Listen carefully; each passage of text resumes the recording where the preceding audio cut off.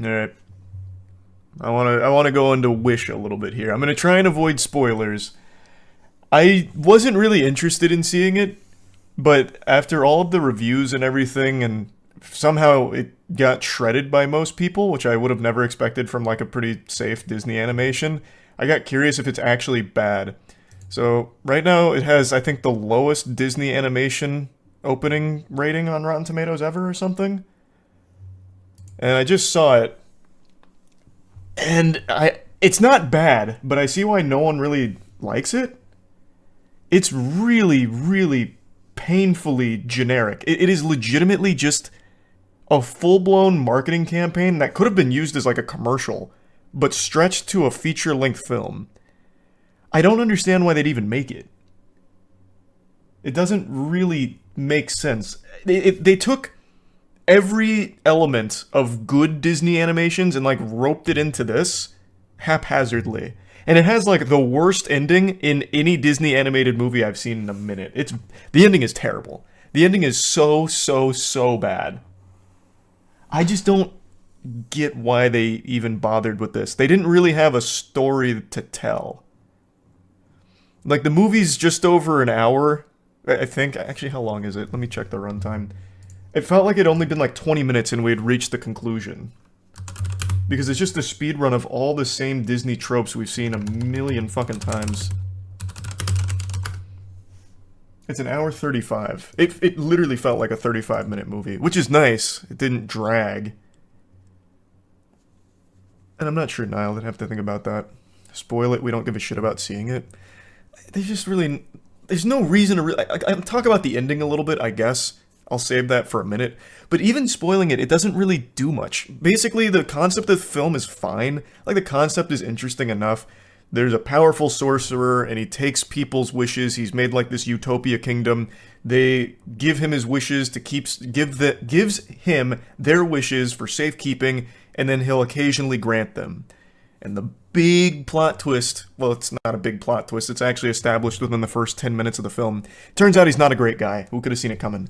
He takes their wishes because he wants to ensure that they're not going to be a danger to his kingdom. So what he does is he takes all of these wishes and he only grants the safest ones. Like the most throwaway safe wishes.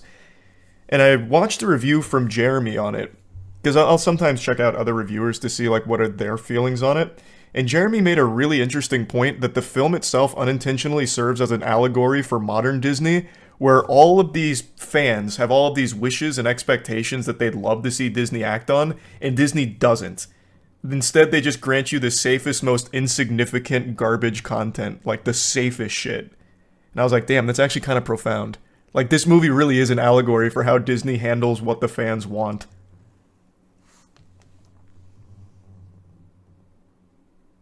Yeah, Jeremy Jans.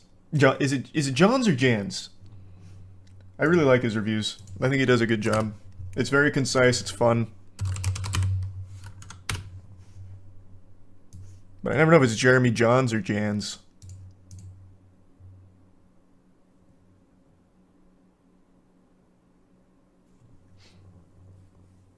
Oh, thanks for the 10 gifted members, Rule 34. Appreciate that. It's Johns. Nice. Thanks for the resub, Levi.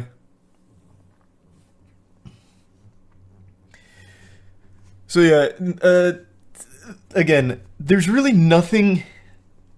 Like, there's nothing objectively horrible about the film. It's just so derivative of every other Disney film ever made. You just get nothing out of it. Like, even the musical numbers are pretty uninspired. There's only one that stood out to me as being pretty good, and it's the second song in the film. Like, the second song is the only one that I was like, oh, that's kind of a banger. Everything else, I feel like no one would ever go out of their way to listen to ever again on purpose. They're just so bland. And every side character in this is completely forgettable that serves no purpose. And really, even the main character herself doesn't do anything. She does the most important thing, which is making a wish of her own on a star, which is why you get Luma here. But outside of that, she does nothing. The star does everything until the end of the movie, where it just completely blows its ass wide open with nonsense. Thanks to the Prime Tigu. I'm not sure, Logan. It really just depends on what the material is.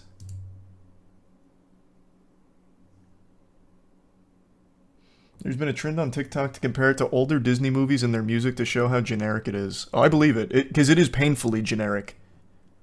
Thanks to Resub Retribution. A lot of Disney fans on TikTok really don't like the music. Some of them even accuse Disney of using AI to make them. I wouldn't be surprised. Like I said, this feels so derivative of everything good from Disney movies of the past tried to like make something new out of. Like, it does feel like you would plug all of this into Chat GPT and have it spit out a script. It's uninspired. The jokes in it, like I don't even know if you could classify them as jokes. They barely even try in that department. There's nothing. It has nothing. But the thing is, like, it's not a bad movie per se, I suppose. It's just so uninteresting, so forgettable, and just nothing. I just don't know why they'd even bother with it.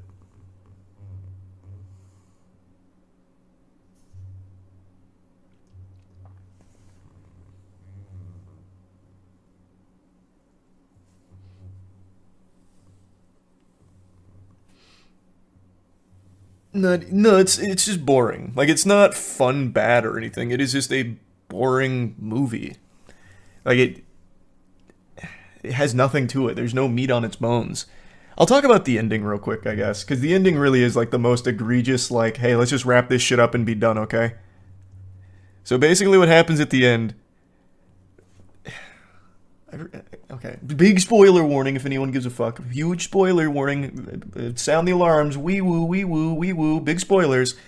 At the very end, it's the final showdown between the main character and the main bad guy.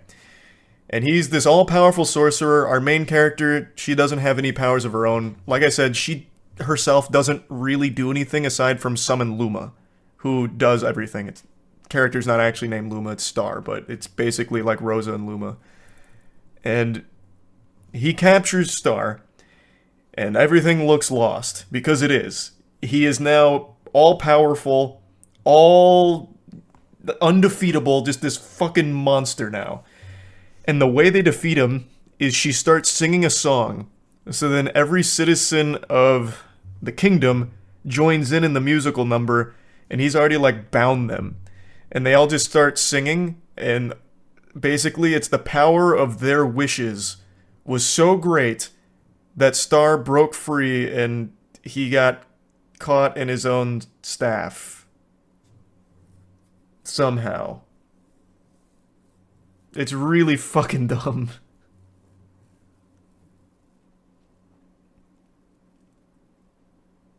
So they unionized. I mean, I guess. Yeah, kinda. But he's defeated through the power of song and everyone wanting to make wishes. But I don't, like, there's no reason that should have beat him at all. Like, it shouldn't, he should have just listened to that and been like, alright, can you stop wishing? This is fucking cringe. And then he just starts blasting them all again. Like, there's no reason it should have done shit to him.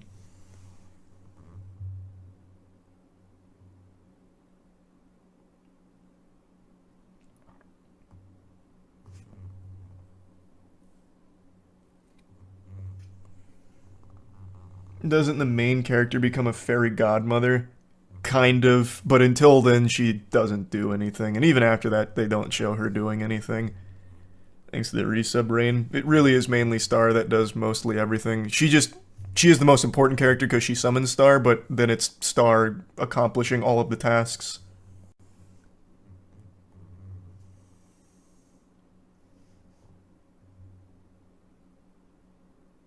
You actually watched this? Yeah, I was curious why it was getting shredded so much. I couldn't imagine it actually being that bad. Like I said, objectively it's not horrible, but it's just a complete waste of time. There's no reason to see this movie. It's just this amalgamation, this fucking chimera of Disney greatness from the past thrown in here really shittily.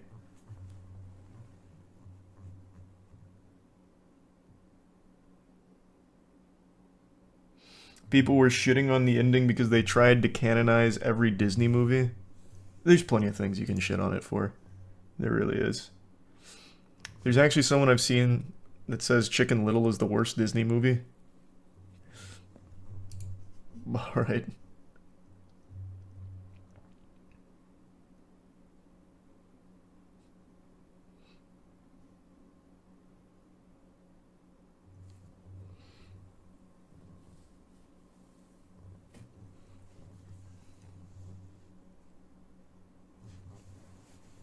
Well, I'm wishing you the best of luck with it, Logan. I don't have any advice, though.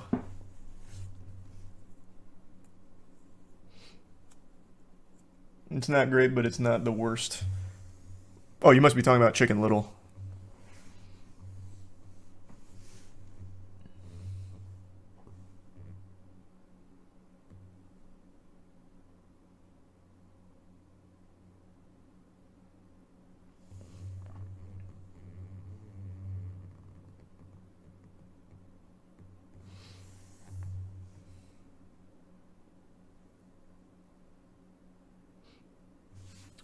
What is the best Disney movie? It's probably still The Incredibles for me. And yeah, I saw the headline for that, Jose. I haven't looked into it yet, though.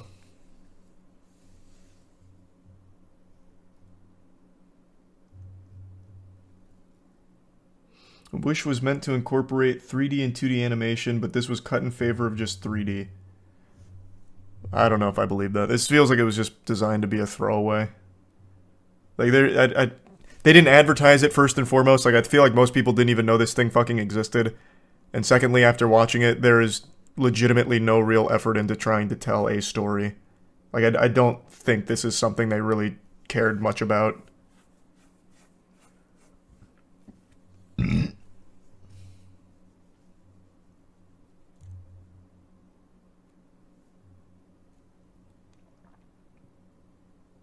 I only knew it existed because it was bad. Yeah, I feel like that's probably the only reason people are even seeing its name is because of how hard it's getting blasted. Relatively speaking. It's not getting, like, fucking annihilated like Morbius or something, but it kind of is like Disney Animation's Morbius. Hey, hope you feel better soon, Tactus.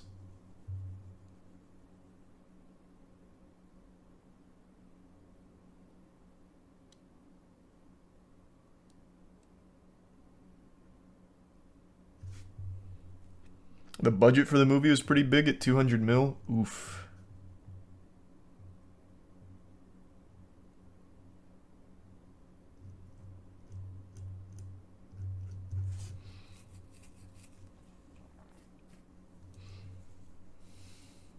Oh, sweet. Well, thank you for that, Logan.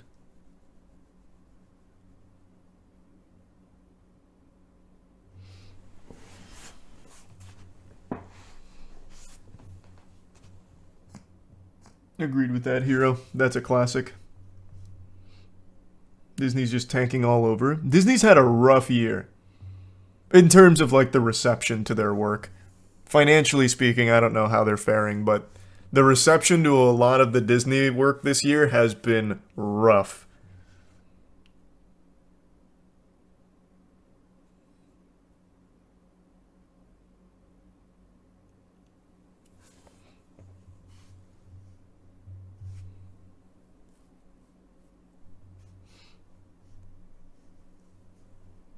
Any developments in D-Brand versus Casetify? Well, not yet. It's way too early for anything crazy to happen there. That'll be a little bit. There's an old concept art for Wish where the king and queen were the lead's parents and also both evil, which would have been better. It would have been better, yeah. That would have definitely been better. No, I didn't see that, Austin. Do you feel like it's harder to make intriguing new stories for films nowadays, and that's why a lot of the stuff is bland? No, not at all. The reason so many things are bland is because it's safer. Everything costs more to make, games, movies, whatever. You have to play it safe for your investment, so you try and deliver on what you think people will want based on what they've wanted in the past. That's my explanation for why I think everything's kind of been a little more derivative recently. But that's not an absolute. There's been some incredibly creative projects this year alone.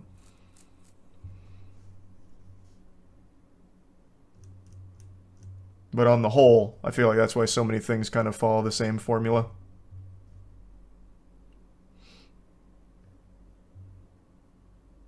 That'd be a great remake, Caitlin, for sure. And hopefully soon, Jamie. It's not up to me. Thanks, Zim.